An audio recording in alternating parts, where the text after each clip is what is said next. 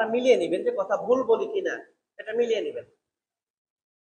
তাহলে মায়ের সাথে আচরণ যে খারাপ করবেন, বউয়ের কথাই হোক, সন্তানের কথাই হোক, অন্য যে কারোর কথাই হোক, মায়ের সাথে যে আচরণটা খারাপ করবেন, এইটা কিন্তু ফল ভালো হবে না। কি হবে না?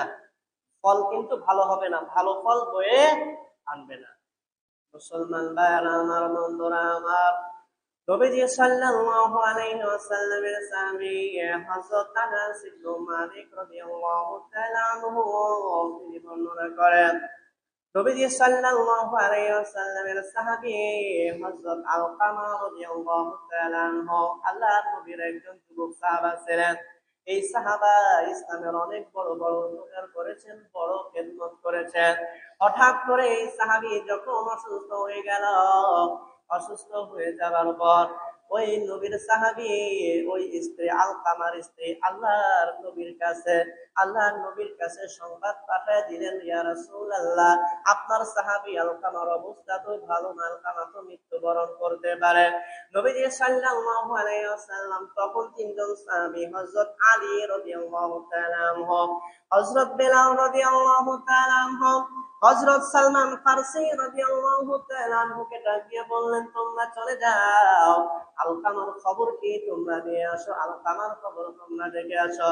এই তিনজন সাহাবী যখন আল্লাহর নবীর সাহাবী আলকামার কাছে গেছে, তারা তার অবস্থা দেখে বুঝেছে আলকামা আর বাঁচবে না, আলকামা আর দুনিয়াতে বেশিক্ষণের জন্য নয়, আলকামা আর বেশিক্ষণ এই দুনিয়াতে থাকবে না। এটা যখন ওই তিনজন সাহাবী বুঝে গেছেন, তিনজন সাহাবী বুঝে গিয়ে তার সামনে কালেমার তালকিন দিচ্ছেন। কালেমার তালকিন বলা হয়, মৃত্যু সজ্জায় কোনো মানুষ যখন থাকে, তার পাশে গিয়ে লা ইলাহা ইল্লাল্লাহ এইটা বলা, যাতে করে আল্লাহর বান্দা শুনে শুনে লা ইলাহা ইল্লাল্লাহ বলতে পারে। লা ইলাহা ইল্লাল্লাহ কেন ওই সময় বড় গুরুত্বপূর্ণ? আমার আপনার নবী সাল্লাল্লাহু আলাইহি ওয়াসাল্লাম বলেছেন, মান কানা আখিরু কালামিহি লা ইলাহা ইল্লাল্লাহ দাখালাল জান্নাহ।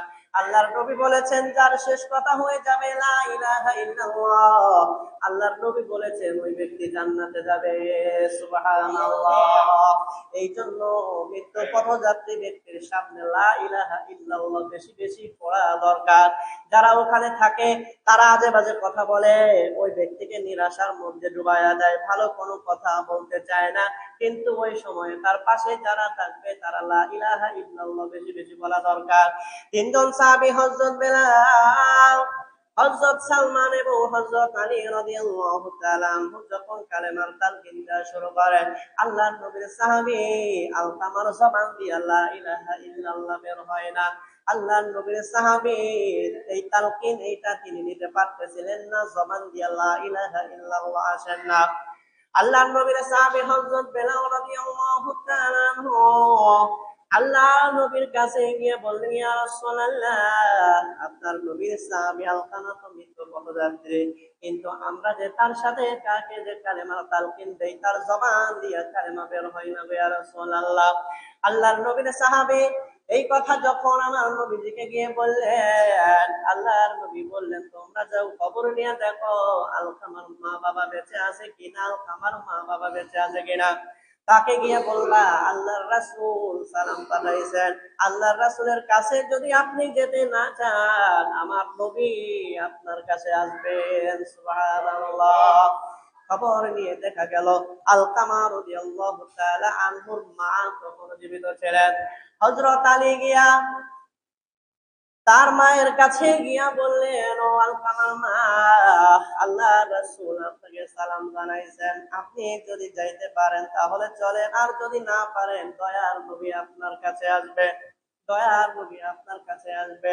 আলকামা রাদিয়াল্লাহু তাআলা আনহু মা বলেন, না না না, আমার নবী আমার কাছে আসবে এটা হতে পারে না, আমি আমার নবীর কাছে যাব। সুবহানাল্লাহ। তাহলে নবীজির সম্মান আছে না নাই? সাধারণ মানুষের উপরে নবীজির সম্মান অনেক উপরে। এই জন্য আলকামা রাদিয়াল্লাহু তাআলা আনহুর মা বলেন যে আমার নবী আসবে এটা হইতে পারে না, আমি নিজেই যাব আমার নবীর কাছে। তিনি যখন লাঠিতে ভর দিয়ে নবীজি সাল্লাল্লাহু আলাইহি ওয়াসাল্লামের কাছে গেলেন, আল্লাহর রাসূল জিজ্ঞাসা করলেন, এ আলকামার মা, আলকামা কেমন? উনি বলতেছেন, আলকামা তো খুবই ভালো মানুষ। উনি বলতেছেন না, আলকামার আচরণ তোমার সাথে কেমন? উনি বলতেছে আলকামা খুব নামাজ পড়ে, সদকা করে, খুব ভালো মানুষ, অনেক রোজা রাখে, তার মতো ভালো মানুষ হয় না। আল্লাহ রাসূল বলেন, আলকামার মা, তোমার সাথে তার আচরণটা কেমন? তখন আলকামা রাদিয়াল্লাহু তাআলা আনহুর মা বলে, ইয়া রাসূলুল্লাহ, তার আচরণে আমি সন্তুষ্ট নই, তার আচরণে আমি সন্তুষ্ট নই। সে আমার উপরে তার স্ত্রীর কথাকে প্রাধান্য দিয়ে থাকে, আমার কথা সে শোনে না। ইয়া রাসূলুল্লাহ, আমি তার উপরে সন্তুষ্ট নই। বুঝতে পারতেছেন? আল্লাহ রাসূল বললেন, তুমি তোমার সন্তানকে মাফ করে দাও। তিনি বললেন, না ইয়া রাসূলুল্লাহ, আলকামাকে আমি মাফ করতে পারবো না। সে আমাকে অনেক কষ্ট দিয়েছে, আমি তার প্রতি অসন্তুষ্ট, আমি তার প্রতি খুবই অসন্তুষ্ট, তাকে মাফ করা আমার পক্ষে সম্ভব নয়। মুসলমান ভাইয়েরা আমার, বন্ধুরা আমার, আলকামা রাদিয়াল্লাহু তাআলা আনহুর মা যখন এই কথা বলে দিলেন, নবীজি সাল্লাল্লাহু আলাইহি ওয়াসাল্লাম বেলাল রাদিয়াল্লাহু তাআলা আনহুকে ডাক দিয়ে বললেন, বেলাল, তুমি কিছু কাঠের খণ্ড নিয়ে আসো, কাঠের খণ্ড নিয়ে ওই লাকড়িগুলোর মধ্যে তুমি আগুন জ্বালায়া দাও। এই আগুনের মধ্যে আমি আলকামাকে পোড়ায়া দিব, এই আগুনের মধ্যে আমি আলকামাকে জ্বালায়া দিব। বেলাল, তুমি কাঠ খণ্ড নিয়ে আসো। আলকামা রাদিয়াল্লাহু তাআলা আনহুর মা তখন বলে, ইয়া রাসূলুল্লাহ, আমার সন্তানকে আগুনের মধ্যে আপনি পোড়ায়েন না, আমার সন্তানকে আপনি পোড়ায়েন না। এই কথা যখন আল্লাহর নবীর কাছে বলল, আল্লাহর রাসূল বললেন, আলকামার মা, কেন আমি আলকামাকে পোড়াবো না?